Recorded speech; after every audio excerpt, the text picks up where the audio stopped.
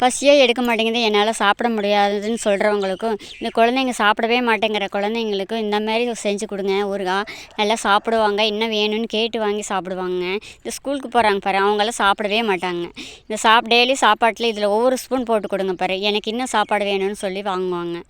வாங்க எப்படி செய்யறதுன்னு பார்க்கலாம். இதுதாங்க பிரண்டை ஊறுகாய். நான் பிரண்டை ஒரு 4-5 நாள் பொரிச்சிட்டு வந்து வச்சுருந்தேங்க. இப்போ அதோட பிரண்டை நல்லா நார் எடுத்து வச்சுட்டேங்க. இப்போ பூண்டு 200 கிராம் போட்டிருக்கேன், அதே அளவு இஞ்சி போட்டிருக்கேன். நல்லா நல்லெண்ணெய் ஊற்றி நல்லா வணக்கிட்டு அதோட 10-15 வரமிளகாய் போட்டிருக்கேன். மிளகு ஒரு 3 ஸ்பூன் போட்டிருக்கேன். அதான் மிளகு போட்ட உடனே நல்லா வணங்கின உடனே சீரகம் போட்டிருக்கேன். ஆஃப் பண்ணிவிட்டு சீரகம் போட்டு எடுத்து கொட்டிட்டேன்.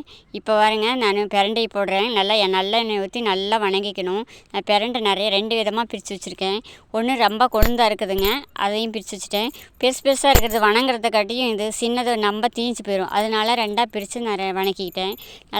நல்லெண்ணெய் தான் ஊற்றணும். நல்லா பொன்னிறமாக வணக்கிட்டேங்க. பாருங்கள், பொன்னிறமாக வணக்கியிருக்கேன். இது அடிக்கடி குழந்தைங்களுக்கு கொடுத்திங்கன்னா நல்லா பசியாகுங்க. டெய்லியும் சாப்பாட்டுக்கு ஒவ்வொரு ஸ்பூன் போட்டு கொடுத்திங்கனாவே போதும். அவங்களுக்கு டெய்லி இன்னும் சாப்பாடு வேணும்னு சொல்லுவாங்க. ஊறாத குழந்தைங்க கொஞ்சம் தேறிக்குவாங்க. இந்தமாரி டெய்லியும் ஒவ்வொரு ஸ்பூன் போட்டு கொடுங்க. அவ்வளோதாங்க. நான் எண்ணெய் ஊற்றி நல்லா தண்ணி அதிகமாக ஊற்றக்கூடாதுங்க. ஊற்றாமல் மிக்சியில் போட்டு ஆட்டிக்கலாம். கல்லில் ஆட்டினாலும் ஆட்டிக்கலாங்க. ஆட்டி பாருங்கள், நல்லெண்ணெய் ஒரு 1/4 லிட்டர் எண்ணெய் ஊற்றிருக்கேன். கடுகு போட்டிருக்கேன். கடுகு போட்ட உடனே கருவேப்பிலை போட்டு நல்லா சாந்து எடுத்து ஊற்றிருக்கேங்க.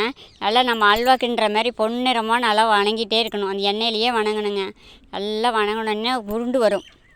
உருண்டு வந்து திரித்து எண்ணெய் மேலே மிதங்கிட்டு வர மாரி வருங்க. அந்த மாதிரி நம்ம எடுத்து வச்சுக்கணுங்க. அந்த மாதிரி நல்லா வணக்கி எடுத்து வச்சுக்கிட்டோம்னா தண்ணிப்படாமல் எடுத்து வச்சுக்கிட்டால் கெட்டு போகாமல் இருக்கும்.